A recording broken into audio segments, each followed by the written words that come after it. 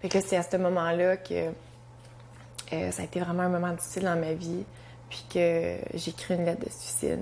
Natacha Paquette, 20 ans, a vécu l'enfer au début de son secondaire. Pour elle, aller à l'école était chaque jour un fardeau. Ça a été assez pénible. J'allais plus à mon sport. J'avais arrêté de faire mes activités à la maison aussi. J'étais vraiment triste. J'étais vraiment dépressive, en fait, là, très dépressive. Ça fait vraiment longtemps. Hein. Ça fait 10 ans, mais on dirait que ça me touche encore. L'intimidation est un phénomène observé de plus en plus jeune. Natacha avait seulement 12 ans quand elle a commencé à se faire harceler par ses intimidateurs. Violence physique et psychologique entre les cours, elle a dû encaisser coup après coup. J'étais toujours vraiment seule. Vraiment, là, je restais seule parce que j'avais peur qu'une autre fille vienne m'intimider. C'était assez difficile comme ça. Par contre, on m'attendait aux portes pour me pousser ses casiers. On m'attendait en classe pour me trébucher dans la classe. J'ai fini par manger pendant 5 mois dans les toilettes. Donc, j'allais dans la toilette des filles, puis j'allais manger mon repas. Comme ça, j'étais certaine que personne n'allait m'intimider. Si je voulais juste me réfugier comme en arrière de ma table, puis je voulais que personne me voie. Mais elle n'était pas seule à souffrir en silence. Son mal-être avait aussi des répercussions sur ses proches et sur sa famille. Sa patience était juste pas là, fait que n'importe quoi qui arrivait dans la maison, mais comme on pouvait pas nécessairement bien s'entendre parce que comme quand tu vas pas bien, mais tu vas pas bien. Depuis 2007, la loi 22 du ministère de l'Éducation de l'Ontario prévoit la suspension des élèves coupables d'actes d'intimidation. Malgré tout, l'intimidation est encore bien présente dans les écoles.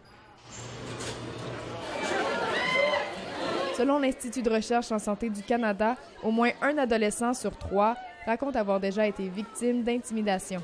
Mais la moitié d'entre eux ne le dénoncent pas. Encourager les jeunes à venir en parler, à ne pas rester isolés là-dedans, à en parler de plus en plus, qu'on soit victime ou pas, qu'on le voit ou pas, mais de venir en parler. Par contre, les écrits peuvent faire encore plus mal que des paroles ou des gestes. Dans plusieurs cas, l'intimidation passe de la cour d'école à la chambre à coucher, derrière l'écran. La forme de cyberintimidation la plus courante, recevoir des commentaires haineux ou des messages menaçants, voire même agressifs. Et recevoir des insultes via les réseaux sociaux, Natacha l'a vécu. Je venais assez de l'école, je veux pas que ça s'amène à la maison. Il m'envoyait des messages pour me dire que j'étais juste une grosse vache, une grosse conne, que je devrais pas revenir à l'école parce que j'en valais pas la peine.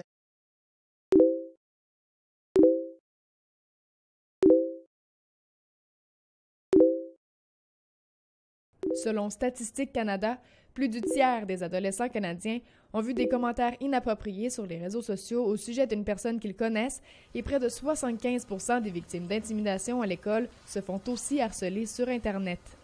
On réalise pas souvent qu'il y a une personne au bord de l'écran. Puis... Les blessures causées par la cyberintimidation ne sont pas visibles. On ne voit jamais la tristesse de l'autre derrière l'écran et c'est peut-être la raison pour laquelle il est facile d'intimider en ligne sans vraiment tenir compte des conséquences.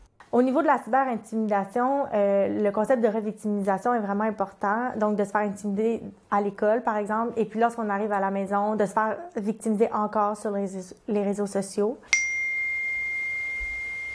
Quant à eux, les jeunes trouvent qu'il faut dénoncer les cas de cyberintimidation. Je parlerai à l'intimidateur et je lui demanderai gentiment d'arrêter. Si la personne qui s'est fait intimider se sent mal, je pourrais essayer de la consoler, mais encore là, ce n'est pas de mes oignons. Alors, j'irai plus voir la personne qui intimide. Si ça va comme trop loin, tu peux faire comme un report et tu peux reporter ça. Si c'est un plus gros problème, alors je vais probablement m'éloigner pour ne pas être en trouble moi-même. Natacha va mieux maintenant, mais elle garde encore des traces de cette dure période de sa vie. Aujourd'hui, je me dis, mon Dieu, c'est des commentaires assez immatures, mais à ce moment-là, ça t'atteint, là, veux pas, tu es atteint par n'importe quel commentaire et jugement des autres. Même si ça fait 10 ans, ces commentaires-là, on s'en rappelle encore, puis ça reste imprimé sur moi. Marie-Cabelle Avance, La Cité, Ottawa.